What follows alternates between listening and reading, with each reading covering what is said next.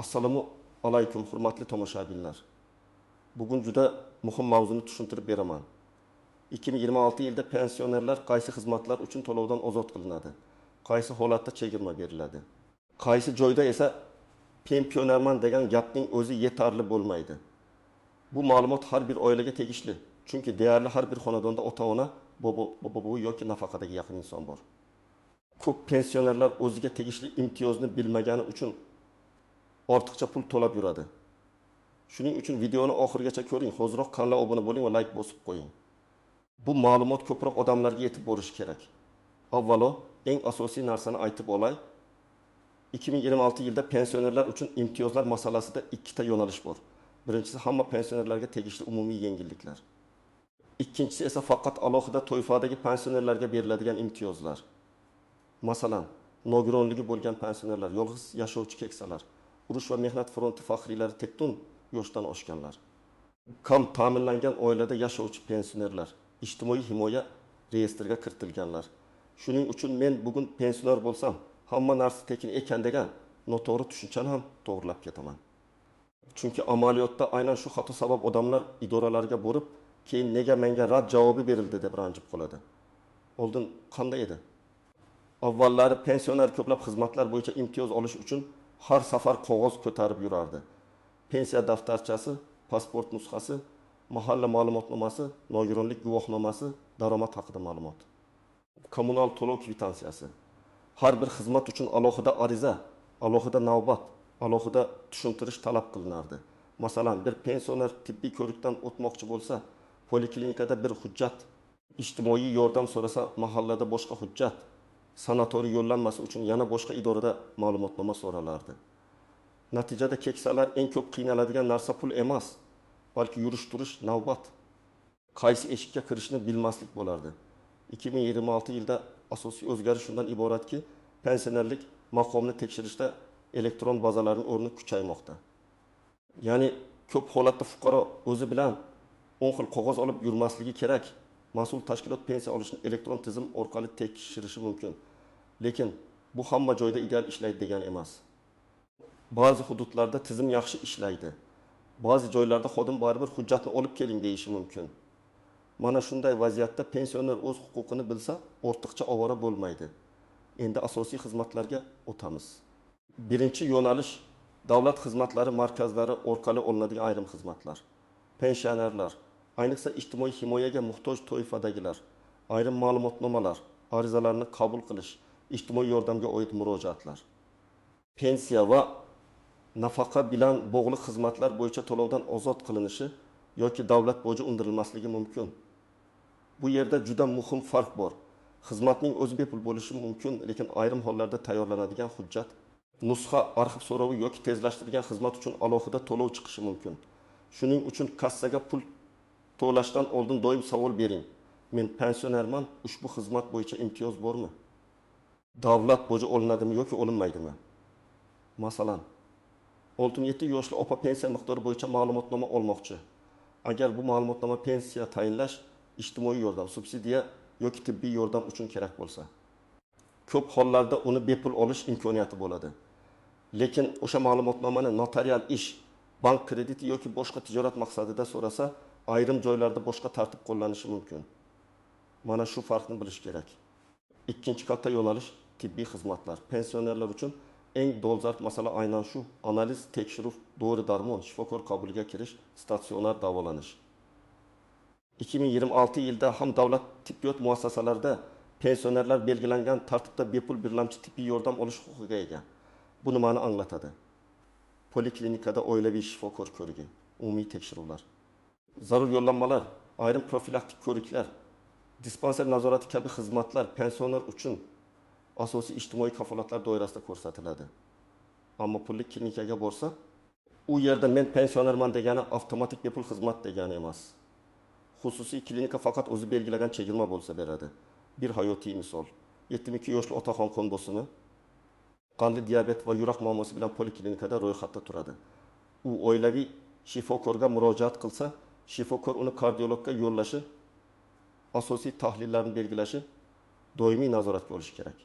Agar shifokor hammasi pullik desa, otaxon ro'yxat bo'yicha qaysi xizmatlar bepul, qaysilari pulli ekanini yozma ravishda so'rashi mumkin. Chunki ba'zida muammo qonunda emas, joydagi tushuntirishning noto'g'riligida bo'ladi. Uchinchi yo'nalish dori-darmon ta'minoti. Hamma pensionerga ham barcha dori tekin berilmaydi. Bu yerda kasallik turi, nogironlik guruhi, ijtimoiy holat, shifokor xulosasi va maxsus ro'yxatlar muhim. Masalan, qandli diabet, onkologik kasalliklar, sil ayrim yurak-qon tomir kasalliklari, nogironlikka olib kelgan og'ir holatlar bo'yicha davlat tomonidan beriladigan dorilar ro'yxati bo'lishi mumkin. Pensioner bu ro'yxatga kirgan bo'lsa, u dorini o'z hisobidan sotib olmasdan belgilangan tartibda olishga haqli. Lekin shifokor yozmagan, ro'yxatda yo'q yoki bemor o'zi tanlagan qimmat analog dori bepul bo'lmasligi mumkin. 4-yo'nalish jamoat transporti va yo'l haqi bo'yicha imtiyozlar. Bu masalada juda ehtiyot bo'lish kerak. Chunki hamma hududda bir xil tartib bo'lmasligi mumkin. Ayrim shaharlarda pensionerlar uchun avtobus, metro yoki boshqa jamoat transportida chegirmalar, alohida ijtimoiy kartalar, bepul yurish kunlari yoki maxsus toifalar uchun to'liq ozod qilish tartibi bo'lishi mumkin. Lekin oddiy yoshga doir pensioner hamma joyda avtomatik bepul yuradi deb aytish noto'g'ri. Masalan, nogironligi bo'lgan pensioner urush faxriysi yoki alohida ijtimoiy toifa kiruvchi shaxs uchun imkoniyat kengroq bo'lishi mumkin.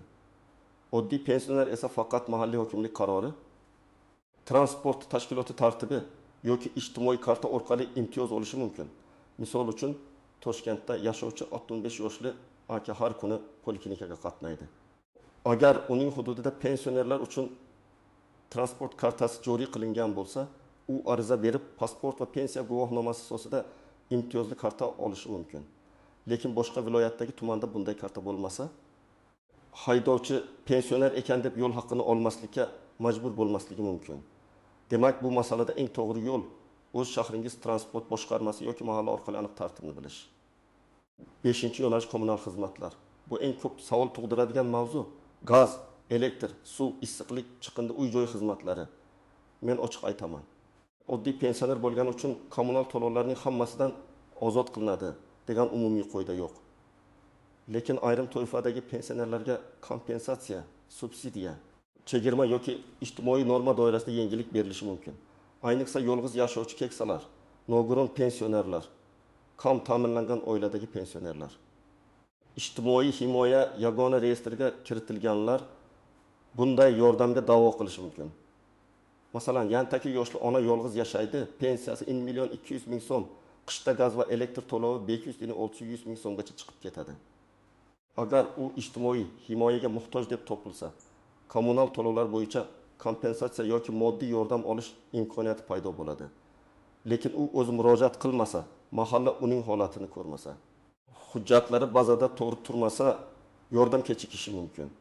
Shuning uchun pensioner men kutaman o'zlari keladi deb o'tirmasligi kerak. 6-yo'nalish sanatoriy, sog'lomlashtirish va reabilitatsiya xizmatlari. Ko'plab pensionerlar yiliga bir marta sanatoriyga bepul yoki imtiyozli yo'llanma olish mumkinmi deb so'raydi. Bu yerda ham tartib toifaga bog'liq. Nogironligi bo'lgan pensionerlar, mehnat faxriylari, og'ir kasallikdan keyin reabilitatsiyaga muhtojlar, yolg'iz keksalar uchun yo'llanma ajratilishi mumkin. Lekin yo'llanmalar soni cheklangan bo'ladi, navbat bo'ladi. Shifokor xulosasi talab qilinadi. Demak, bu xizmat kim birinchi borib so'rasa, o'sha oladi emas, balki tibbiy ko'rsatma va ijtimoiy ehtiyoj asosida beriladi. Hayotiy vaziyat, 70 yoshli ayolda bo'g'im kasalligi bor, yurishi qiyinlashgan. U shunchaki sanatoriyga borishni xohlayman desa, rad javobi olishi mumkin. Ammo oilaviy shifokor ko'rigidan o'tib, reabilitatsiya zarurligi haqida xulosa olsa, nogironlik yoki surunkali kasallik bo'yicha ro'yxatda tursa, mahalla va ijtimoiy xizmat organlariga murojaat qilsa, imkoniyat ancha oshadi. Bu yerda hujjat to'g'ri yig'ilishi juda muhim. 7-yo'nalish notarial va sud bilan bog'liq ayrim to'lovlar, pensionerlar meros vasiyatnoma, ishonchnoma, aliment, uy-joy hujjatlari, pensiya bilan bog'liq nizolar bo'yicha notarius yoki sudga murojaat qilishi mumkin. Bu sohada ham hamma xizmat avtomatik bepul emas, lekin ayrim ijtimoiy ahamiyatga ega ishlar. Kam ta'minlanganlik, nogironlik, pensiya huquqini tiklash, ijtimoiy to'lovlar bo'yicha da'volarda davlat boji bo'yicha yengilliklar bo'lishi mumkin. Agar pensioner sudga murojaat qilsa, arizasida albatta davlat bojidan ozod qilishni yoki kamaytirishni so'rayman deb yozish kerak. Chunki sud fuqaroning moddiy holatini, yoshi va ish mazmunini inobatga olishi mumkin. Endi kimlar xavotir olish kerak? Kimlar olmasligi kerak? Agar siz oddiy yoshga doir pensiya olsangiz, lekin qo'shimcha imtiyozli toifaga kirmasangiz, har bir xizmat bo'yicha alohida tartibni tekshirishingiz kerak. Sizga ayrim davlat xizmatlari va tibbiy yordamda yengillik bo'lishi mumkin, lekin kommunal, transport, sanatoriy yoki notarial xizmatlarda avtomatik ozodlik bo'lmasligi mumkin.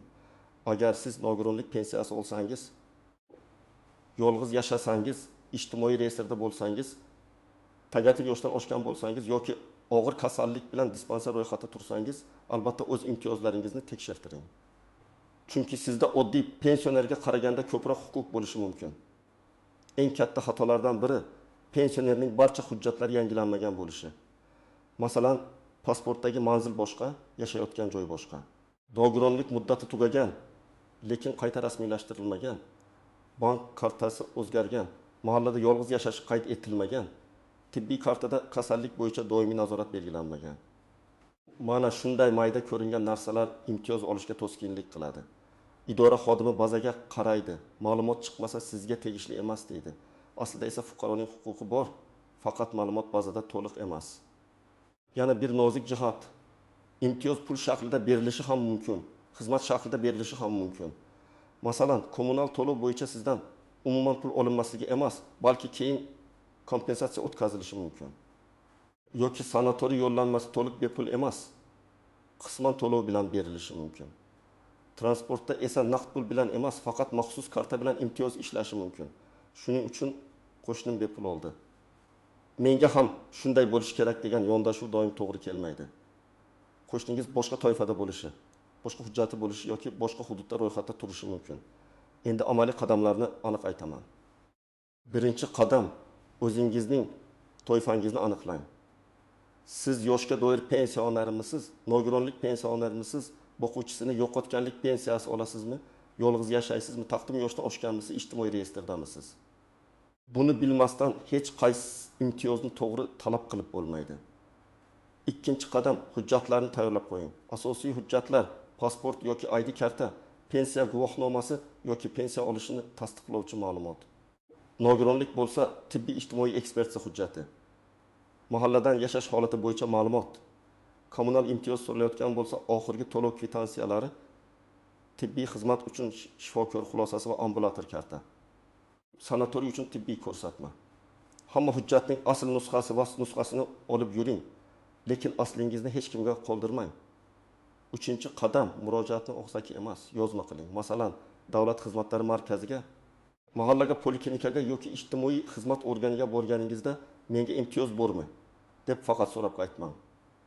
Ariza yozing, men pensionerman. Falon xizmat bo'yicha to'lovdan ozod qilish yoki imtiyoz qo'llashni so'rayman. Rad etilgan taqdirda asosini yozma ravishda berishingizni so'rayman. Mana shu jumla juda muhim. Chunki yozma rad javobi bo'lsa, keyin yuqori tashkilotga shikoyat qilish oson bo'ladi. 4-qadam, to'lov qilishdan oldin kvitansiyani tekshiring. Ko'p odamlar avval pul to'laydi, keyin menga imtiyoz bor ekan deb biladi. Pulni qaytarish esa ancha murakkab. Shuning uchun kassaga borishdan oldin xodimdan xizmat kodi, davlat boji miqdori, imtiyoz bandi bor yo'qligini so'rang. Agar xodim bilmasa, rahbar yoki mas'ul mutaxassisni chaqirishni so'rang. Bu janjal qilish degani emas, bu o'z haqini madaniyatni talab qilishdir. 5-qadam, mahalla bilan aloqani uzmang. Ayniqsa yolg'iz pensionerlar, kam ta'minlangan keksalar. Parvarishga muhtojlar uchun mahalla muhim ko'prik vazifasini bajaradi. Mahalla sizning real holatingizni tasdiqlashi, ijtimoiy xizmatga tavsiya berishi, moddiy yordam yoki kompensatsiya bo'yicha hujjat tayyorlashda yordam berishi mumkin. Lekin mahalla ham sizning holatingizni bilmasa, yordam avtomatik kelmaydi. Agar sizga rad javobi berilsa, darhol tushkunlikka tushmang. Avvalo rad javobining sababini so'rang. Sabab 3 xil bo'ladi. Birinchisi, siz haqiqatan ham bu imtiyoz toifasiga kirmaysiz. Ikkinchisi, hujjat yetishmayapti. Uchinchisi, xodim tartibni noto'g'ri qo'llayapti. Birinchi holatda boshqa yordam turlarini izlash kerak. Ikkinchi holatda hujjatni to'ldirasiz. Uchinchi holatda esa yuqori tashkilotga murojaat qilasiz. Telefon orqali aytilgan bo'lmaydi.